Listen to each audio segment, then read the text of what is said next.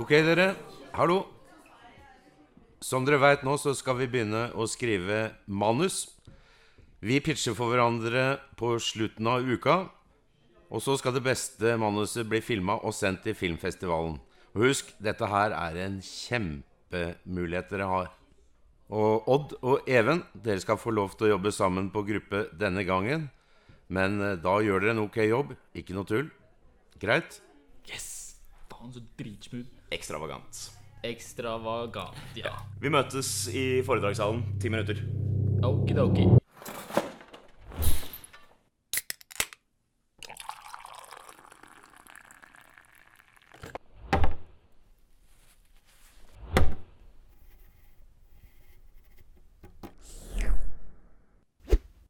Nei, men Jokke har faktisk drevet mye med lacrosse i det siste, og han er veldig god, og han sier at jeg også er god, så jeg er god i lacrosse.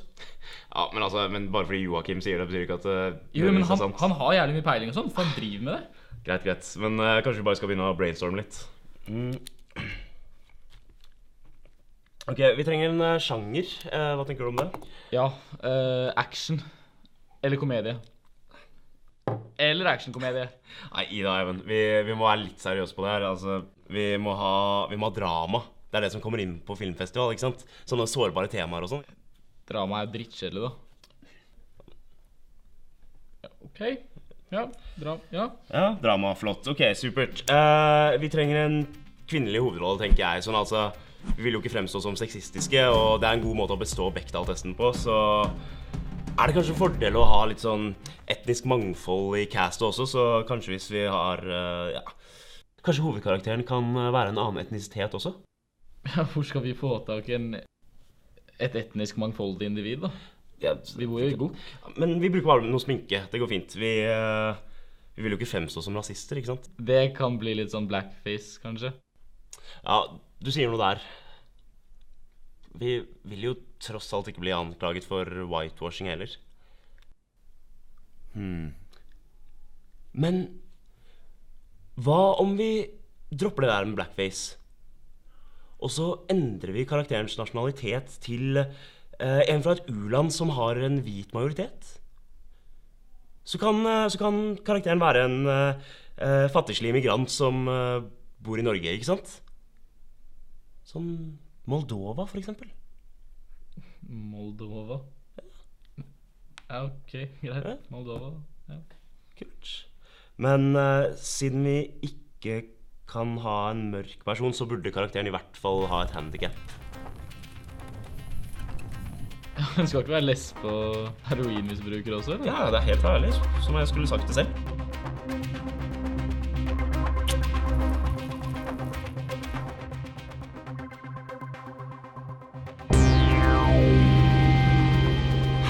Så må vi bruke Dali Zoom. Det er proft. Og filme i RAW. For da kan vi få et slags sånn episk, nasjonalromantisk preg over det hele, som liksom får fram hennes historie. Hæ?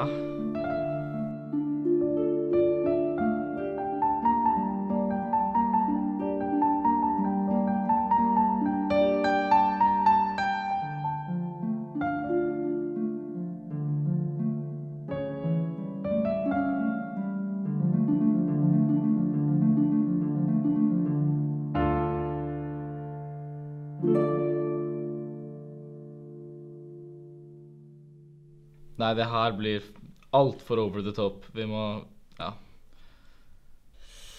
Ja, du har kanskje rett. Men hva om vi lager en film som virkelig provoserer? Trå litt i fotsporene til Abramovic, von Trier, Noé. Ja, faen, Ibsen. Vi har masse nakne kropper og sex og sånn, ikke sant? Sex? Skal vi lage pornofilm, eller? Ja, ikke helt, men vi filmatiserer intimitet og forholdet blant oss mennesker, ikke sant? Utskeielsesrespektløshet som fører til en voldtekt av den generositetsstyrte mannsrollebetingelsen som kan gi en tilfredsstillende lidelse. Hva faen, det er jo lite sexy. Og i tillegg tviler jeg veldig på at vi får vise nips og sånt på festival. Ja, men vi bruker bare han der Petter fra dramaklassen. Han er jo hensiktsmessig fyldig, ikke sant? Så Feite Petter? ham, ja. Og så da kan vi liksom få brukt bryst, men vi kan unnskylde det med at det en mann sine. Vi må liksom jobbe oss litt gjennom sensurens smutthull, ikke sant? Nei, dette blir for dumt. Vi må lage en kunstfilm. Det må også ha et sårbart tema, men nå tenker jeg litt mer sånn en deprimert klovn, kanskje. Det blir sånn cool juxtaposition, oxymoron. Så kan vi lage et skikkelig sånn kunstnerisk og dyp, og litt melankolsk, kanskje. Det blir litt sånn Lynchen, hvis du skjønner hva jeg mener. Ja, det skal vel selvfølgelig være i 4-3 og svart-hvitt også, da. Ja, selvfølgelig.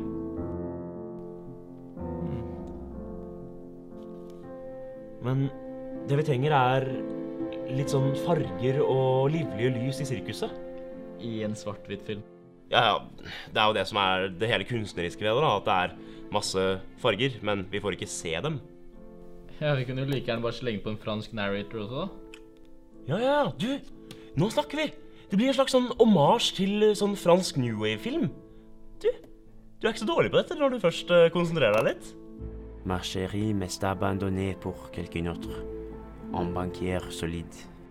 Elle a substitué ce qu'une fois l'a rendue heureuse. L'humour, à la sécurité et la stabilité. Je commence d'écrire des poèmes. Voici mon dernier. Voici, tu m'as dit. Une rose cueillie après-midi. Quand les tombe, lorsque le soleil dormit, tous les plaisirs sont sortis. C'est ça.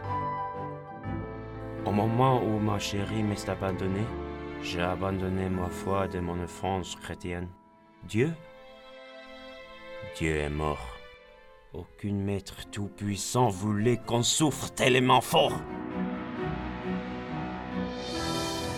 Il n'existe pas aucune façon de s'imaginer Sisyphos heureux. Nous sommes tous Sisyphos. Condamnés de porter cette pierre qu'on va appeler la vie. Quand on pense qu'on est arrivé à la sommet de la montagne, la pierre tombe et on commence encore une fois.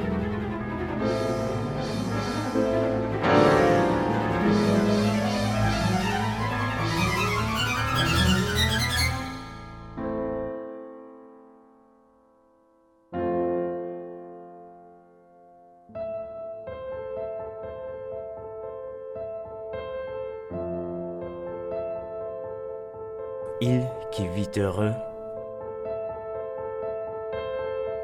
il vit dans un mensonge. Absurde.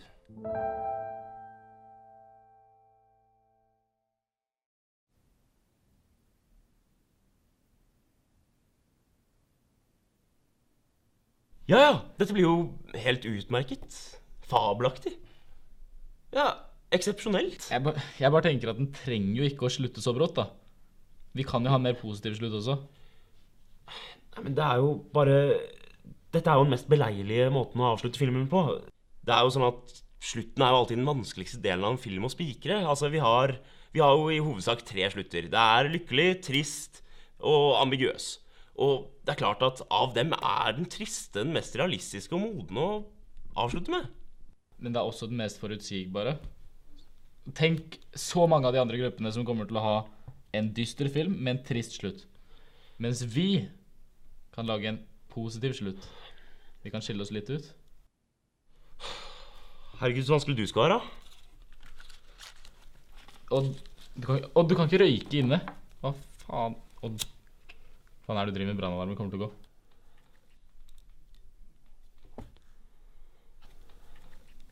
Fuckings dum, eller? Du får kreft av det der også, sant? Du litt keen på kreft, eller? Hæ? Du gira, eller? Ja, skal vi bare ta en long take da? Av en kar som går. Og så spaserer han. Så vandrer han. Og så krydrer vi med litt ekstra skange. Og... slutt. Det blir en slags Tarkovskien med Slice of Life, ikke sant? Nei, Odd, dette her kommer til å bli årets sovepille. Ja, men fuck deg da! Dekadente pingle! Alt det her blir jo faktisk helt sykt dritt. Det er dette her vi har hatt lyst til, å lage ting sammen. Og nå har vi faen meg muligheten, men du er jo faen ikke deg selv lenger. Du snakker jo som om du er fra 1800-tallet eller noe shit. Vet du det at dekadent betyr? Altså, hvorfor har du blitt en sånn pretensiøs drittsekk som skal kontrollere alt? Og være like klisjé som alle andre? Ja, men hva med deg da? Hvorfor må du være så jævlig barnslig og tro at du kommer deg noe sted her i livet ved å bare ha det artig og ikke ta noe seriøst? Skjønner du ikke at dette manuset og denne filmen er min eneste sjanse for å komme inn på filmskolen? Den må vises på festival.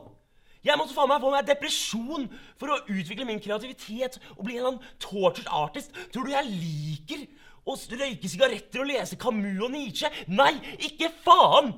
Det er jævlig slitsomt å være pretensiøs, skal jeg si deg. Ja, hvorfor er det sånn? Hva faen er det som har skjedd? Hvorfor? Hvorfor? Hvorfor? Du vet hvordan mamma døde i fjor? Jeg fortalte kanskje aldri hva som skjedde.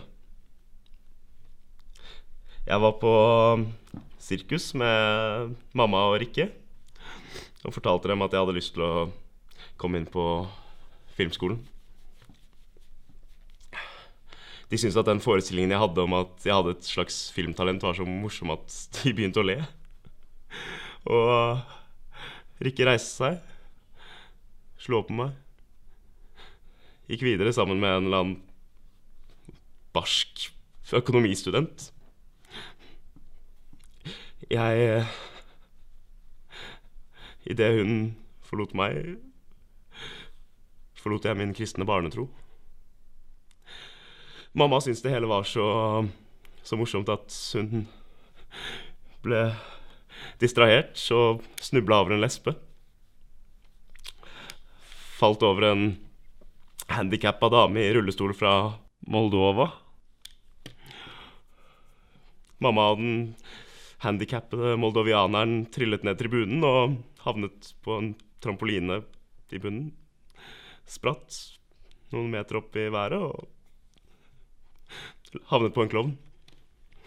Og du skulle kanskje tro at klovnen hadde dempet fallet noe, men nei. Klovnen var heroinmisbruker, og mamma falt på en sprøyte han hadde i lomma. Mamma fikk et anfall, og damen hun hadde snublet over, hun lesbiske, jeg prøvde å gi henne munn-til-munn-metoden, men det endte bare opp med å kline med henne, og mamma fikk ikke den hjelpen hun trengte der og da, og endte opp med å dø ihjel av en heroinoverdose. Ihjel? Ja, ihjel. Og nå føler jeg meg plikta til å utføre det. Altså, komme inn på filmskolen. Hvis ikke har min mor dødd for gitt. For gitt? Ja, for gitt. Og jeg er stuck her med sånne useriøse tullinger som deg. Vet du hva, Even? Du er mislykka. Mora di er mislykka.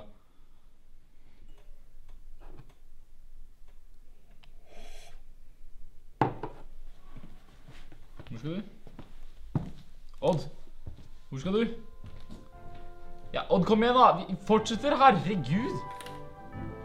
Odd.